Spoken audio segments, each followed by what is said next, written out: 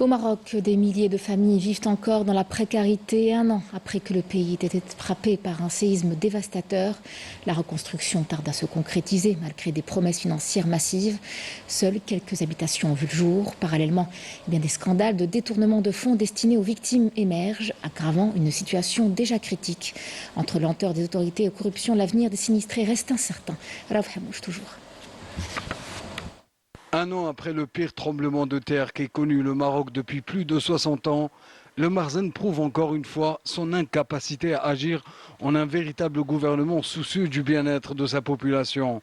Des milliers de familles de la province d'El Hawez attendent toujours d'être relogées. Et pour cause, le processus de reconstruction est frustrant par sa lenteur et surtout par le manque de transparence. Le gouvernement marzenien avait promis 120 milliards de dirhams marocains sur 5 ans pour reconstruire les régions touchées et soutenir plus de 4,2 millions de personnes affectées.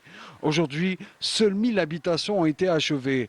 Comme le montrent ces images, 12 mois après la catastrophe naturelle, les maisons sont encore des tas de décombres, laissant des familles entières se remettre difficilement des conséquences émotionnelles et physiques du séisme.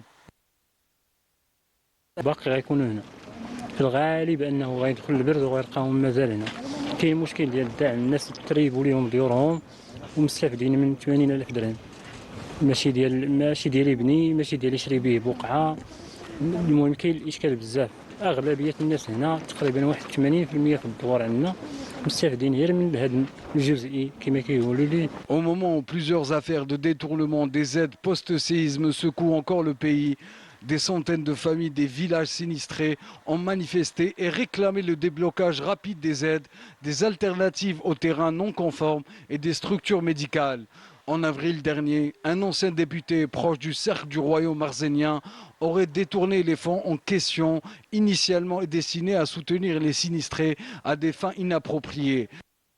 Selon plusieurs observateurs, le roi lui-même en a grandement abusé. L'Allemagne lui a accordé un prêt de 100 millions d'euros. Le fonds du roi a collecté plus de 12 milliards de dirhams marocains. La Banque européenne lui a donné 1 milliard d'euros. La Commission européenne l'a aidé avec 177 millions d'euros. Le Fonds monétaire international lui a prêté 1,3 milliard de dollars. Les sinistrés sont toujours dans des tentes en plastique et carton. Désormais, le Marzen confirme son statut d'un régime qui perd les pédales en s'en mêlant les pieds, s'enfonçant davantage dans un terrain marécageux miné par la corruption, les détournements de fonds et les déséquilibres financiers qui ont pris des proportions alarmantes.